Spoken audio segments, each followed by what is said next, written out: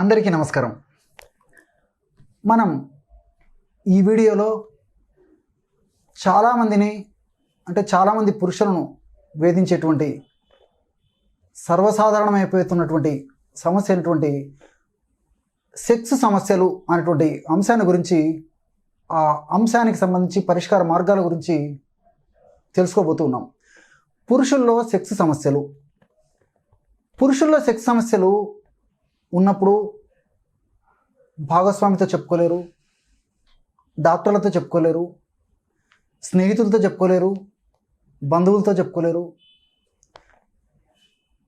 మానసికంగా చాలా కుమిలిపోతూ ఉండేటువంటి పరిస్థితి చాలామందిలో ఉంటుంది. కొద్దిమంది మాత్రము కనీసం స్నేహితులతో చెప్పేటువంటి పరిస్థితి కానీ, భాగస్వామితో చెప్పేటువంటి పరిస్థితి కానీ, డాక్టర్లు చెప్పేటువంటి పరిస్థితి కానీ ఉంటుంది. కానీ మెజారిటీ 100లో 80% 90% మంది మానసికంగా ఈ సమస్యలతో బాధపడుతూ సమస్యను మరింత జటిలం చేసుకునేటువంటి పరిస్థితి కూడా కలుగుతూ ఉంటుంది. పురుషుల్లో సెక్స్ సమస్యలు ఎలా ఉంటాయంటే, సెక్స్ మీద కోరిక లేకపోవడం, ఆసక్తి తగ్గడం, అంటే సంభోగ ఇచ్చ ఆసక్తి తగ్గిపోవడం, అసలు లేకపోవడం, అట్లే పురుషాంగం సరిగా స్తంభించకపోవడము, లేపన శక్తి తగ్గడం, పురుషాంగం స్తంభించినప్పటికీ చాలాసేపు ఉండలేకపోవడము, శీఘ్రస్ఖలనము, అట్లే ఆ స్ఖలనం జరిగినప్పుడు వీర్యం చాలా పలుచగా ఉండడము, వీర్య ప్రమాణం తక్కువగా ఉండడము, స్ఖలనం జరిగే సమయంలో మంట, బాధ, పోటు, నొప్పి ఇలాంటివి ఉండడము, ఇలాంటి వివిధ రకాలైనటువంటి లక్షణాలు పురుషుల్లో సెక్స్ సమస్యల రూపంలో వ్యక్తమవుతూ ఉంటాయి. ముఖ్యంగా షుగర్ వ్యాధిగ్రస్తుల్లో ఈ సమస్యలు మరీ ఎక్కువగా ఉంటాయంటే ఆశ్చర్యం వేస్తుంది. అట్లే మానసిక ఒత్తిడి, వ్యాకులత, ఆందోళన ఇలాంటి పరిస్థితులు ఉన్నప్పుడు కూడా ఈ సెక్స్ సమస్యలు మరీ ఎక్కువగా ఉండేటువంటి అవకాశం ఉంది. మరి ఇలాంటి సమస్యలు ఉన్నప్పుడు ప్రకృతి వైద్యం పైన, అంటే ఆయుర్వేద వైద్య విధానాలపైన, సహజ సిద్ధమైనటువంటి వైద్య విధానాలపైన, ఒంటింటి వైద్య విధానాలపైన, జానపద వైద్య విధానాలపైన, గృహ వైద్య విధానాలపైన చక్కటి అవగాహనను కలుగజేసుకోవడం వల్ల ఆ సమస్య నుంచి చక్కగా బయటపడేందుకు అవకాశం ఏర్పడుతుంది. మరి ఇంతకుముందు చెప్పుకున్నటువంటి ఈ సెక్స్ సమస్యలు కొందరిలో కొన్ని ఉండవచ్చు, కొందరిలో అన్నీ ఉండవచ్చు, ఇలా కొందరిలో 1-2 మాత్రమే ఉండవచ్చు. కాబట్టి ఈ సమస్యలు కొన్ని ఉన్నా అన్నీ ఉన్నా ఇప్పుడు మనం చెప్పుకోబోయేటువంటి 2 రకాలైనటువంటి ఔషధాలు చాలా చక్కగా ఉపయోగపడతాయి అన్నమాట. ఇవన్నీ కూడా అనుభవపూర్వకంగా మరి పేషెంట్లు వాడి వారి నుంచి ఫీడ్బ్యాక్ తీసుకున్న తర్వాత అందరికీ తెలియజేయడం జరుగుతుంది అన్నమాట. మరి ఈ సమస్య ఉన్నప్పుడు ఇప్పుడు చెప్పుకోబోయేటువంటి 2 ఔషధాల్లో ఏదో ఒకటి వాడుకుంటే సరిపోతుంది అన్నమాట. మొదటి ఔషధం ఎలా తయారు చేసుకోవాలంటే, పురుషుల్లో సెక్స్ సమస్యలు ఉన్నప్పుడు మొదటి ఔషధాన్ని ఎలా తయారు చేసుకోవాలంటే, ఉదాహరణకి మొట్టమొదట నల్ల నువ్వులు తీసుకోండి. నల్ల నువ్వుల గురించి ప్రత్యేకంగా పరిచయం చేయనక్కర్లేనటువంటి దివ్యమైనటువంటి ఆహార పదార్థం, పోషక విలువలు గల ఆహార పదార్థం. ఈ నల్ల నువ్వులను తీసుకొని దోరగా వేయించేసి పొడి చేసి పెట్టుకోవాలి. అట్లే రెండవది ఉసిరి పెచ్చులు. ఉసిరిక పెచ్చులను ఎండబెట్టడం వల్ల ఈ విధంగా తయారవుతాయి అన్నమాట. ఈ ఉసిరిక పెచ్చుల చూర్ణం కూడా మనకి మార్కెట్లో లభ్యమవుతూ ఉంటుంది. ఉసిరిక పెచ్చుల యొక్క చూర్ణం కూడా దీనికి అవసరం ఉంటుంది. ఔషధాన్ని ఎలా కలుపుకోవాలంటే, నల్ల నువ్వుల చూర్ణాన్ని ఒక 75 గ్రాములు కలుపుకోండి. నల్ల నువ్వుల చూర్ణాన్ని 75 గ్రాములు తీసుకోండి. అట్లే ఉసిరిక పెచ్చుల యొక్క చూర్ణాన్ని 75 గ్రాములు తీసుకోండి.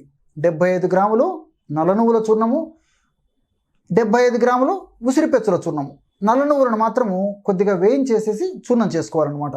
ఉసిరిక పెచ్చులను అలాగే పొడి చేసుకోవచ్చు, లేదా మనకు మార్కెట్లో కూడా చూర్ణం దొరుకుతుంది.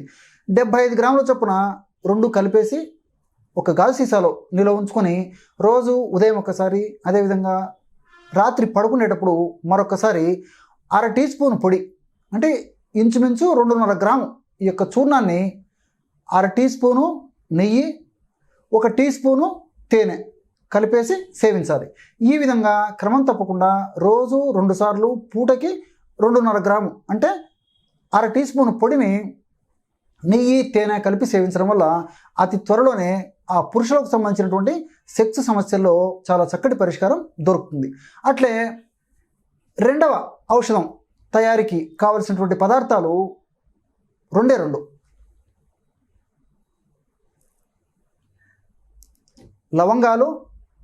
లవంగాల్లో కూడా పురుషులకు సెక్స్ సంబంధించినటువంటి సమస్యలు తగ్గేందుకు ప్రకృతి చాలా చక్కటి ఔషధ గుణాలని, రసాయన పదార్థాలని నిక్షిప్తీకరించి ప్రసాదించడం జరిగింది. చూసారు కదా లవంగాలు. అట్లే రెండవది పటిక బెల్లం. ఈ పటిక బెల్లాన్ని నవ్వుబోతు, కలకండ, మిశ్రి ఇలా వివిధ రకాల పేర్లతో వివిధ ప్రాంతాల్లో పిలుస్తూ ఉంటారు. పటిక బెల్లం కూడా మనకు సంవత్సరం అంతా కూడా మనకి మార్కెట్లో దొరుకుతుంది. ఔషధాన్ని ఎలా తయారు చేసుకోవాలంటే లవంగాలని కొద్దిగా వేయించేసేసి మిక్సీలో వేసేసి పొడి చేసి జల్లించి ఉంచుకోండి. లవంగాల పొడి ఉదాహరణకు ఒక 20 గ్రాములు తీసుకున్నారనుకోండి, లేదా 30 గ్రాములు తీసుకోండి. లవంగాల పొడి ఒక 30 గ్రాములు తీసుకోండి. అట్లే పటిక బెల్లం పొడి ఒక 30 గ్రాములు తీసుకోండి. ఈ రెండింటిని బాగా కలిపేసి ఒక గాజు సీసాలో నిల్వ ఉంచుకొని రోజు ఉదయం ఆహారానికి 1 గంట ముందు ఒకసారి, రాత్రి పడుకునేటప్పుడు మరొకసారి ఈ యొక్క ఔషధాన్ని సేవించాలి. ఎలా సేవించాలంటే ఒక 100 మిల్లీలీటర్ల గోరువెచ్చని పాలు తీసుకోండి. ఇవి 100 మిల్లీలీటర్ల గోరువెచ్చని పాలు ఈ విధంగా తీసుకొని ఇందులో 1 గ్రాము లవంగాల పొడి, బాగా గుర్తుపెట్టుకోండి. ఈ యొక్క లవంగాల పొడిని ఎక్కువగా వాడకూడదు అనమాట. 1 గ్రాము వరకు తీసుకోవాలి. అంటే ఉదయం 1 గ్రాము, రాత్రిపూట మరొక గ్రాము, ఈ విధంగా తీసుకుంటే సరిపోతుంది. లవంగాల పొడి, పటిక బెల్లం పొడి కలిపి తయారు చేసినటువంటి మొత్తం చూర్ణాన్ని 1 గ్రాము ప్రమాణం తీసుకోవాలి. ఈ విధంగా ఉదయం పూట 1 గ్రాము ఈ యొక్క ఔషధాన్ని, రాత్రి పడుకునేటప్పుడు మరొకసారి 1 గ్రాము ఔషధాన్ని 100 మిల్లీలీటర్ల గోరువెచ్చని పాలలో కలిపేసి సేవిస్తూ ఉండాలి. ఈ విధంగా క్రమం తప్పకుండా రోజు 2 సార్లు ఈ యొక్క ఔషధాన్ని ఈ పద్ధతిలో సేవించడం వల్ల కూడా పురుషుల్లో వివిధ రకాలైనటువంటి హార్మోన్లు, ముఖ్యంగా టెస్టోస్టెరాన్ ఇలాంటి హార్మోన్ల ఉత్పత్తి బాగా జరిగి మరి ఆ యొక్క పురుషులకు సంబంధించినటువంటి సెక్స్ సమస్యలకు చాలా చక్కటి పరిష్కారం దొరుకుతుంది. ఇక్కడ మీకు మరొక సందేహం కూడా రావచ్చు. మరి డాక్టర్ గారు 2 రకాల మెడిసిన్స్ ఔషధాలు చెప్పారు, రెండిట్లో ఏదో ఒకటి వాడమని చెప్పారు.